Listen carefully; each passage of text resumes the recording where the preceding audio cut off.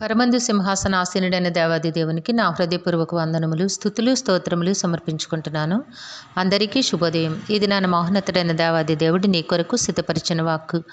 భూమి కంటే ఆకాశము ఎంత ఉన్నతముగా ఉన్నదో, ఆయన యందు భయభక్తులు గలవారి ఎడల ఆయన కృప అంత అధికముగా ఉన్నది. దేవుని నామమునకు మహిమ కలుగునుగాక. ఈ మాటలు కీర్తనల గ్రంథము 103వ అధ్యాయము 11వ వచనములో వ్రాయబడి ఉన్నవండి. ప్రియమైన నేస్తమా, నీ దేవాది దేవుడు తన కృప నీ పట్ల ఎంత ఉన్నతముగా ఉన్నదో నీకు ఈ దినాన తెలియపరుస్తూ ఉన్నారు. అంటే దేవుని ప్రేమ వాత్సల్యత, ఆయన ఉన్నతమైన కృప నీ పట్ల ఎట్టి రీతిగా ఉందో నీవు తెలుసుకొనవలను. ఎందుకు అనగా దేవుడు నిన్ను ఎంతగా ప్రేమిస్తున్నారో ఆ సంగతి నీకు తెలిసినట్లయితే నీవు దేవుని యందలి ఎంత భయభక్తులతో జీవించవలనో నీకు ఆ సంగతి అర్థం చేసుకోగలుగుతావు. కాబట్టి నేస్తమా, భూమి ఆకాశము నువ్వు చూస్తూనే ఉన్నావు, కానీ భూమి కంటే ఆకాశము ఎంత ఉన్నతముగా ఉందో, ఎంత ఎత్తులో ఉందో నీవు చూస్తూ ఉన్నావు కదా. నీవు చేరగలవా ఆకాశాన్ని? ఒక సాధారణ మానవునిగా చేరలేవు. కాబట్టి నా కృప కూడా నీ పట్ల అంత ఉన్నతముగా ఉంది. అంటే అంత హెచ్చైన కృపతో నేను నిన్ను నడిపిస్తూ ఉన్నాను.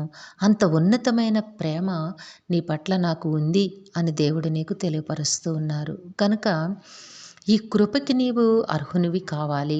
ఆ కృపను, ఆ ప్రేమను, ఆ వాత్సల్యతను నీవు తప్పక పొందుకోవాలి. అనగా నీవేమి చేయాలి అంటే దేవుని యందలి నీవు భయముతోనూ భక్తితోనూ బ్రతుకు. ఎవరైతే ఆయన యందలి భయభక్తులు కలిగి ఆ చిత్తములో బ్రతుకుతారో వారి ఎడల ఆయన కృప అంత అధికముగా ఉంది అని దేవాది దేవుడు ప్రకటన చేస్తూ ఉన్నారు. కాబట్టి నేస్తమా, ఆ ఉన్నతమైన కృపకు నీవు తప్పక అర్హునివి కావాలి. ఆ ఉన్నతమైన కృపను, ఆ వాత్సల్యతను నీవు తప్పక పొందుకోవాలి. ఎందుకంటే ఆ కృపను పొందుకున్నట్లయితే నీ బ్రతుకు ఎంతో ఫలభరితముగా ఉంటుంది. అట్టి యోగ్యతను ప్రసాదించమని దేవుని సన్నిధిలో వేడుకో. దేవుని యందలి భయముతోనూ భక్తితోనూ జీవించు.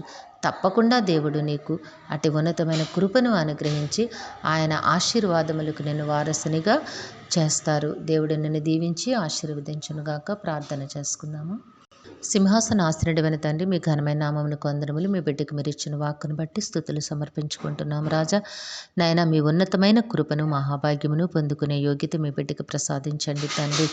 నాయన, ఈ దినము పుట్టినరోజు, వివాహ దిన మహోత్సవములు జరుపుకొంచిన బిడ్డలందరికీ మీ ఆశీస్సులు, దీర్ఘాయుష్ను అనుగ్రహించి మీ కృపలో జీవింపచేయండి. నాయన, మా ప్రియులందరినీ, వారి కుటుంబములను మీ దివ్యహస్తములకు అప్పగించుకొంచున్నాం తండ్రి.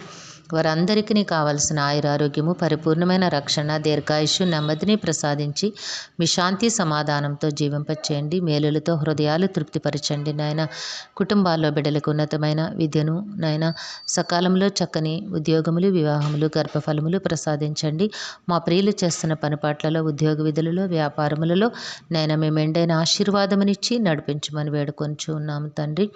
బిడ్డల ప్రయాణముల్లో తోడుగా ఉండండి తండ్రి. ముందు వెనుకలు, కుడి ఎడమలు మీ దూతలను కాపుదలుగా ఉంచి మీ కృపలో భద్రపరిచి జీవింపచేయమని సమస్తమును మీ దివ్యహస్తములకు అప్పగించుకుంటూ ఈ ప్రార్థన మా రక్షకుడును మీ ప్రియ కుమారుడైన యేసుక్రీస్తు వారి అతి శ్రేష్టమైన నామమున అడిగి వేడుకొనుచున్నాము తండ్రి. ఆమెన్. కరుణ వాత్సల్యత కలిగిన దేవుడు మీ కుటుంబ జీవితంలో ఉన్నతమైన ఆశీర్వాదములు అనుగ్రహించి మిమ్మను ఆయన నామమహిమ కొరకు జీవింపచేయునుగాక. Amen, amen, amen.